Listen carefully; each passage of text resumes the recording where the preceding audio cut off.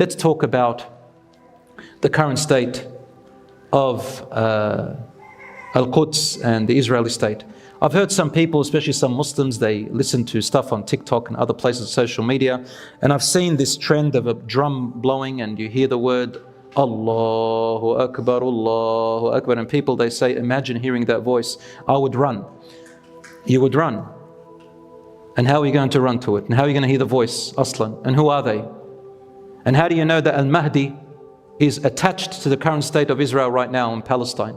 And right now people are asking me, is this the sign of the Mahdi? Is the Mahdi come out? Is Dajjal alive? Is where the end of time? Is this the... I want to fix some misconceptions, brothers and sisters. There is nothing in the Quran or the Sunnah, even in the weak hadiths, that make a connection between now the current state of Palestine and Israel and the Mahdi currently. Later on there is. And this is what I want to, inshallah, give you hope about. First of all, the ayat in the Quran, in Surah Al-Isra, Allah subhanahu wa ta'ala says, وَالْعَاقِبَةُ لِلْمُتَّقِينَ. Those who are God-fearing will have the end. Right now, this is the process. The end is coming, inshallah. And the end will be for the believers. Now, Allah subhanahu wa ta'ala, or He told His Prophet sallallahu alaihi wasallam, many things that will come in the future. These are all in hadiths, authentic hadiths, some of them Bukhari and Muslim, and some of them in Abu Dawud and Tirmidhi and other hadiths. When it talks about Al-Mahdi, Al-Mahdi means the guided one. Al-Mahdiyu, Al-Rasul sallallahu alaihi wasallam says many hadiths about him in books other than Bukhari and Muslim. Although Bukhari and Muslim, they make reference to him when Isa alayhi salam comes by saying that Jesus Christ, Isa alayhi salam, will come to the land in Damascus, to the mosque with the white minaret, and he will see their Amir. The Amir means Amir al-Mu'mineen, the leader of the believers. So inshallah it's a khilafah.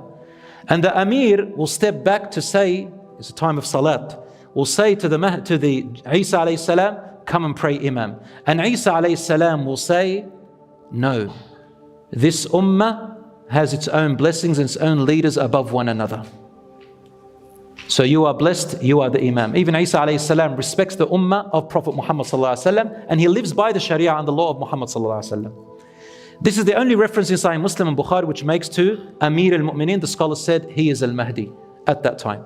But if you look at the other hadith, they are called mutawatir, which means many different narrations, one upon the other from different angles, which makes it collectively authentic because there's so much about it. Some of them are weak. Al-Mahdi, my dear brothers and sisters, will come out inshallah. We don't know if he has come out yet or he is yet to come out. Only Allah subhanahu wa ta'ala knows. But he will not come out at the fall of Palestine or the fall of, Israel or whatever. So there's no connection really. Sorry to say that to you.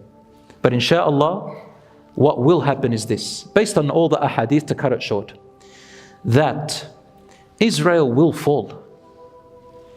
Even by not talking about scripture and religious scripture, the way they're going, they cannot last. 75 years and the core of the problem is still there. And now, alhamdulillah, the PR campaign against them is getting stronger and stronger. Subhanallah, we looked at social media as having harm, but social media also has good. There is a form of jihad which is called the PR campaign. So long as you know what you're saying and you know what you're doing, not just throwing around words. And there are people out there who are speaking, alhamdulillah, Allah subhanahu wa ta'ala has used people from the Muslims and from the non-Muslims for this cause. And Allah subhanahu wa ta'ala knows best. But let's not jump to assumptions. Al-Mahdi will come at a time from the context of the hadiths where Israel has already fallen. Because it says in Sahih Muslim Bukhari that when Isa alayhi salam arrives and he will go to pray in the Minar al-Bayda, the white minaret, the army of the Amir is there. And they will be heading to where? To Bayt al-Maqdis. When Isa alayhi salam enters Bayt al-Maqdis, the Mahdi and the army are already there. And who is there at the same time on earth? The Dajjal. The Dajjal is what the Christians call the Antichrist. We call him the Dajjal, the one-eyed, the liar, the false Messiah. His story is long. But the Dajjal will be there and Isa alayhi salam will come and his mission will be to kill the Dajjal. The hadith, which is in Abu Dawud and Tirmidhi and others, says that the Dajjal will come from a place towards Al-Aqsa to fight the army of Al-Mahdi, the Muslims yani. And we are already in Al-Aqsa way before.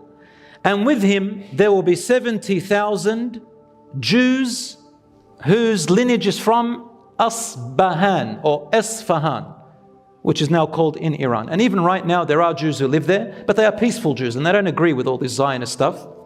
They're peaceful people and most of them are businessmen, and they're actually called Iranian Jews. They don't call themselves Israeli Jews.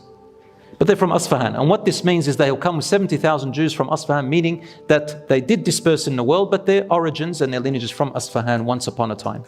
So the Jews are not in Israel. And the Jews come back and Al-Mahdi is there. And then Isa alayhi salam will come out, and when he sees the Dajjal, he melts in front of people and he starts running away. And then he comes and kills them with his sword, and then blood stains on his sword. And he says to the people, if this was your God, because they start believing he is their God. They believe he is the Messiah. Will he die? And that's when a large group of Christians themselves, they return back to truth. A large group of those who became Christians and Catholic and Orthodox, they do see the truth.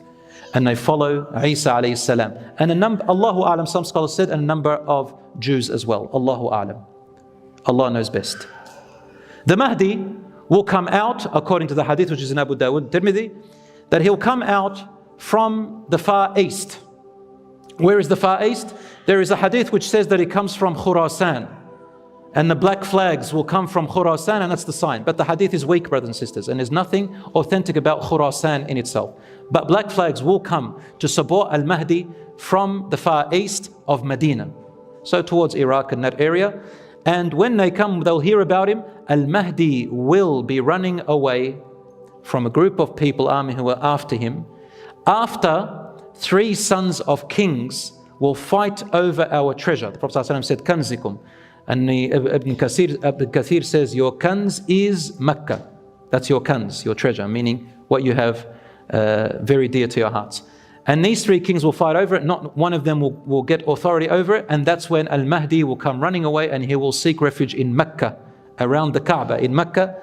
And that's where the scholars will recognize him, and people will walk around him and they will support him.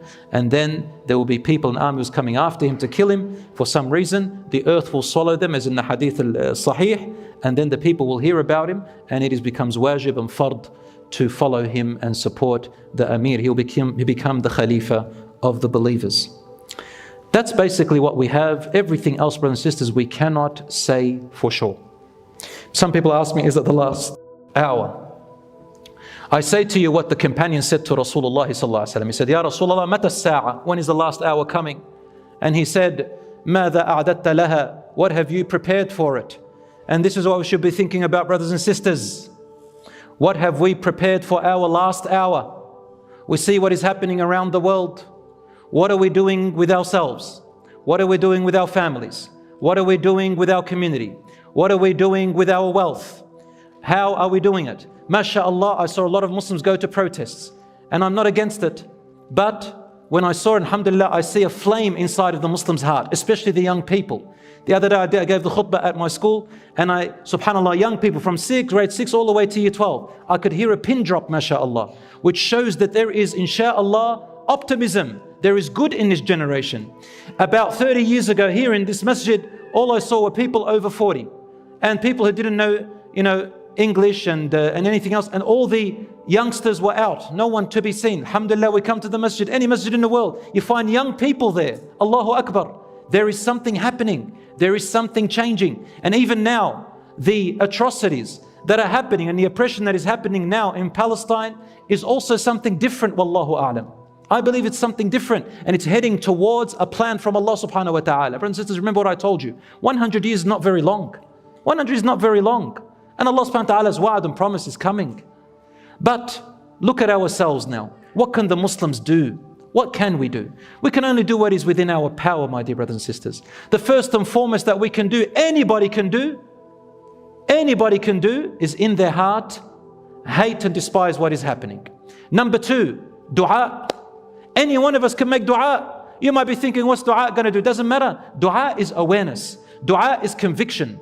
Dua is reinforcing of our faith. Dua is our identity. Dua teaches our children who we are. Dua gives us hope. Dua does something for the future. And says, don't underestimate dua. Rasulullah whenever people were distressed at his time and he couldn't help them. So when for example, when they were after the Battle of Uhud and Battle of Badr and all of that, Rasulullah used to gather and do qunut, and he would say to the Muslims, make dua. On the khutbah, he would call people to make dua. He never left dua even to the last second.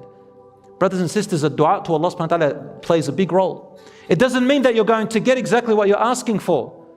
Don't get what you're actually expecting. But Allah subhanahu wa ta'ala says, وَعَلَى اللَّهِ فَلْيَتَوَكَّلِ الْمُؤْمِنُونَ. Upon Allah, believers should trust and put their trust in. Trusting Allah subhanahu wa ta'ala means that you know that Allah subhanahu wa ta'ala, He will guide. And that when the time comes, you will stand beside Allah subhanahu wa ta'ala and you will, inshaAllah, be among the righteous because you trust in Allah subhanahu wa ta'ala. Trusting in Allah subhanahu wa ta'ala doesn't mean I make dua and I don't do anything. I do what is within my power. Number 3, people are giving in charity, alhamdulillah. Charity is important. Whatever we can send to help them. Number 4, the PR campaign. The PR campaign. A lot of us, alhamdulillah, we're sharing footages, we're sharing things, we're making awareness. I know that some scholars, they said, don't show atrocities and think, well, we can't really stop that. But at the same time, there is good in some of the things that we are sharing because it's creating awareness as well. And it makes us, those who really do care, inshaAllah, are aware, and we're learning more than what we ever learned before, subhanAllah. Number 5, my dear brothers and sisters, very importantly, there is a big sign. Why hasn't Allah subhanahu wa ta'ala given us what we want? Allah knows best. But perhaps we are not ready for it. Perhaps we are not ready. Perhaps if Allah subhanahu wa ta'ala gives us right now, we would corrupt. Perhaps Allah subhanahu wa ta'ala knows that it's not the best time. Then what about the children? What about the women? What about all of that? We continue to support them and raise our voices.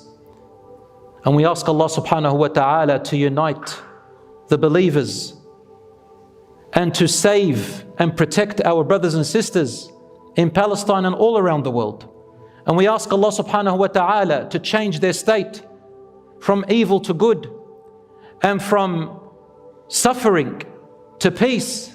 May Allah subhanahu wa ta'ala have mercy upon their dead ones who we assume are martyrs, inshaAllah. And may Allah subhanahu wa ta'ala make their children faratan wa dhukhran, awaiting for them at the fountain with the Prophet ﷺ on the Day of Judgment, and waiting for them at the doors of paradise. Brothers and sisters, death is not a loss. Death can sometimes be a victory. And they have never left behind a generation, except that generation is just as strong as the generation that was before them. Have you heard a 7-year-old child speak in Palestine? In Gaza? Have you heard him speak? Girl or boy? 9 years old, 10 years old, 7 years old. Allahu Akbar. What courage, what bravery, what heroes. La ilaha illallah. They don't believe that they are losing, brothers and sisters. Yes, they're in pain. Yes, the suffering is making them feel what has happened to the Muslim Ummah. It's like a humiliation. They're feeling sorry for everyone else. But they know that alhamdulillah, death will inevitably happen. From the moment they are born, they've got their shrouds ready. You know, from the moment they're born, they say, anytime I can die. And when you see any of them die, yes, they cry and everything, but you hear them saying, Fidaki, Palestine. Fidaka abi wa ummi ya Rasulallah. Fidaka ya dini. I ransom myself for my religion. I ransom myself for my Prophet ﷺ. I ransom myself for this cause. So why do we have to give up? Brothers and sisters, the Muslims nearly got wiped out in the 12th century. Nearly wiped out by the Mongols. Yet Allah subhanahu wa ta'ala brought back from the ashes the victory and the power again. It lasted right up to later on until Allah subhanahu wa ta'ala brought Islam and Muslims and justice and goodness back.